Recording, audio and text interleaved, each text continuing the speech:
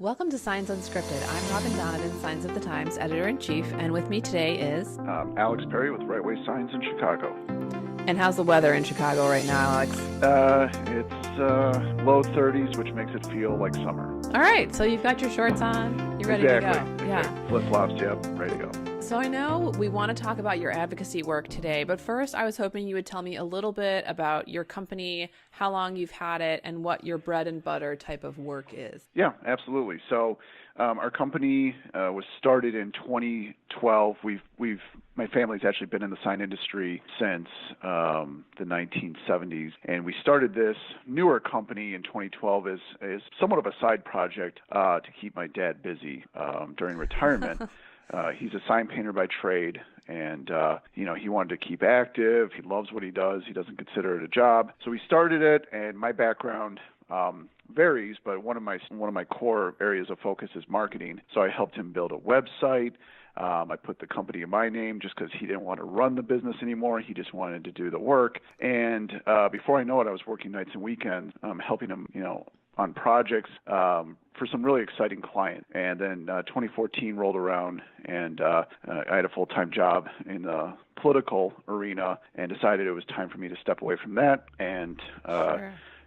Come and run Right Way full-time. And Wow. I would say that our real start with this newer company was just around sign painting and murals, which I think has had quite a resurgence in the last 10 years. One of the things that helped it in that resurgence was the Sign Painters documentary. So I think a lot of people were digitally exhausted. They wanted something that had a human touch, something that was, really authentic within their office space or their store or even their home. So that's really where we got our start with this newer company. And then as the years went by, we just evolved into all sign making methods. Oh, that's so interesting. And I think you're right. I mean, we're seeing a growth in interest in maker culture as well. And that's part of how Signs of the Times launched the Makers of Tomorrow, of which you were a 2019 awardee. So congratulations on that. Yep, thank you. And let's do a quick shout out to your website, because I looked at it right before we started this podcast and it's beautiful. So what's your site? Our site is rightwaysigns.com, and that's RIGHTWAY signs.com. And it's something that's very important to our business, being in the visual business. We communicate with signage to help people promote their goods and services and their messages. And so we felt it was very important to have a good website. And then we worked with a company called Forefathers who are also makers in their own right. They look at websites a little bit differently than a lot of other companies that we've worked with. And so a lot of credit is owed to them as well for helping us communicate all the great work we've done, to the world. Yeah, very cool. So you're kind of someone who came into the sign industry through your family, had a marketing background, which I think is somewhat unusual for a founder. And then now you're kind of doing your own thing. And part of your own thing has included, to my understanding, a lot of sign industry advocacy work. Correct. I don't want to say I fell in love with politics. I have a love-hate relationship with it, especially here in Chicago. But in 2004, I was getting, I was a few 4 years out of high school, and I was getting more politically active, and I volunteered on a presidential campaign. I went out and worked on the Iowa caucuses, and I didn't want to.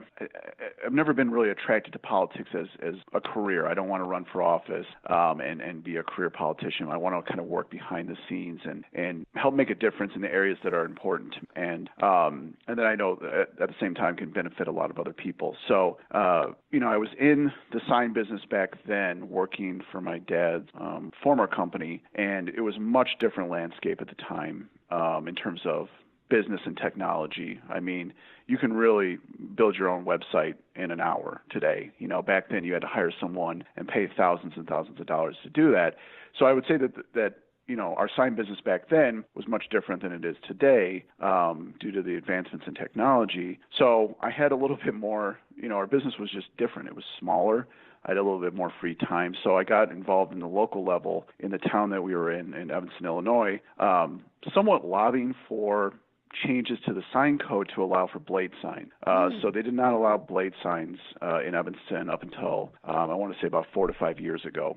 So I wasn't even successful at that time hopefully I planted the seed with a lot of lawmakers there that it didn't make sense why they had special sign districts, new developments with big money, big developers in it that required that they had blade signage as a part of their plan. But then the smaller businesses couldn't get the same kind of blade sign because the city of Evanston saw it as dangerous.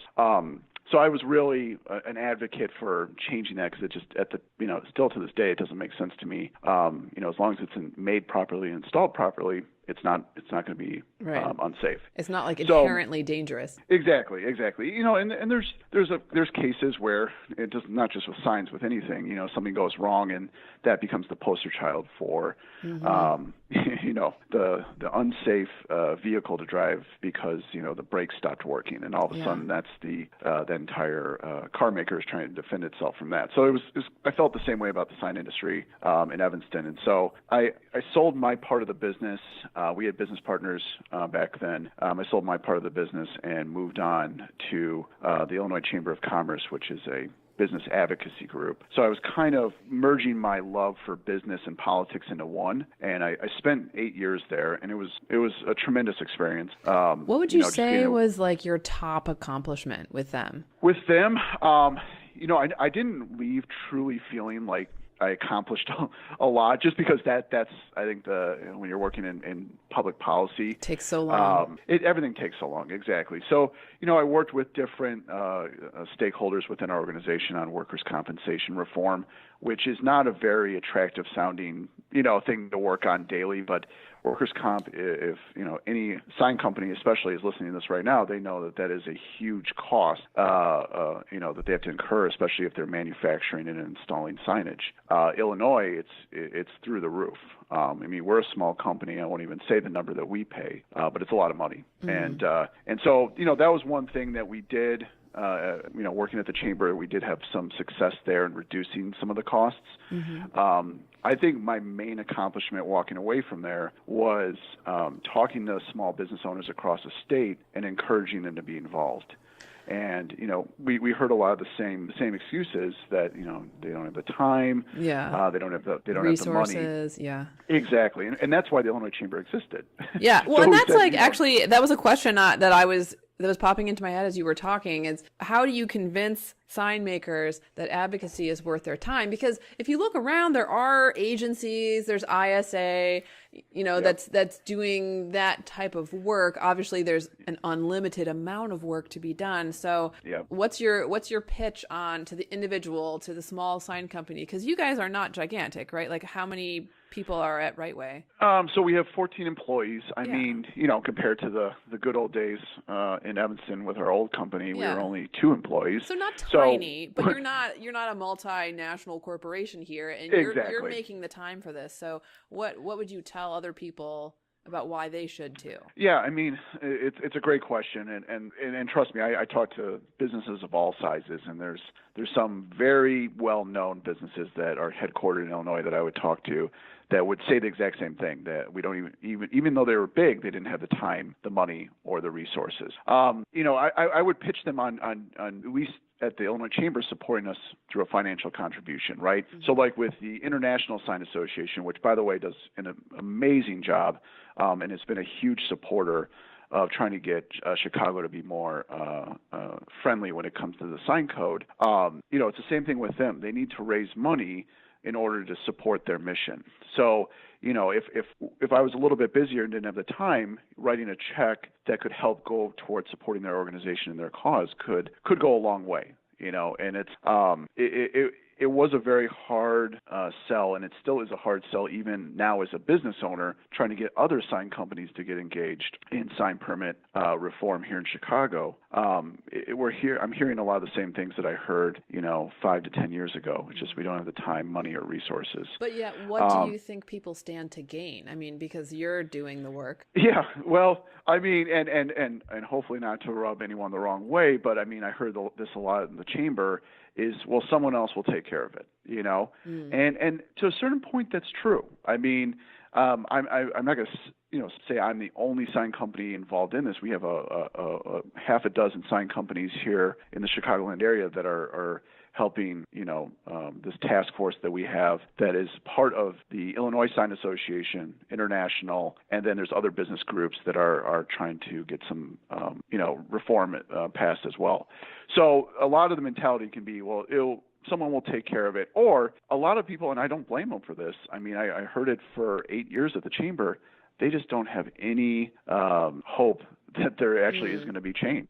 They and I get it. There's a lot of people and there's a lot of different groups that don't want to see things changed because signs, from what we've heard from various people throughout the city of Chicago, elected and non-elected officials, is that people just don't like signs, and they see it as could not be further from the truth. I know, and it's it's always hard too because we're in the industry, so there's a little bit of a bias there. But yeah. I really think that if the sign is made right. And I think that if it fits the environment right, it's not just something that's put together quickly and cheaply.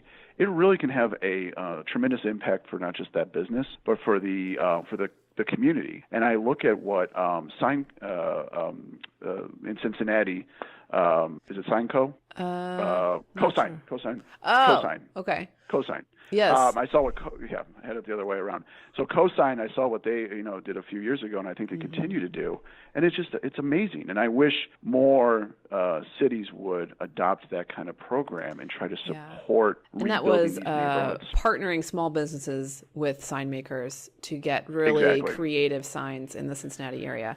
So, Alex, we unfortunately have got to wrap things up, but I want to thank you for coming on, for advocating for advocacy. It's kind of meta of you. Absolutely. And why don't you give us your social media or give us your website again, wherever you would like people to go if they want to learn more about you. Yeah, absolutely. I think the best place to go and see what we're up to is our Instagram, which is just at RightWaySign. So it's the easiest way to see what we're up to. All right, Alex. Well, congrats on your Makers of Tomorrow win, and thanks so much. Okay. Thank you very much. I appreciate it.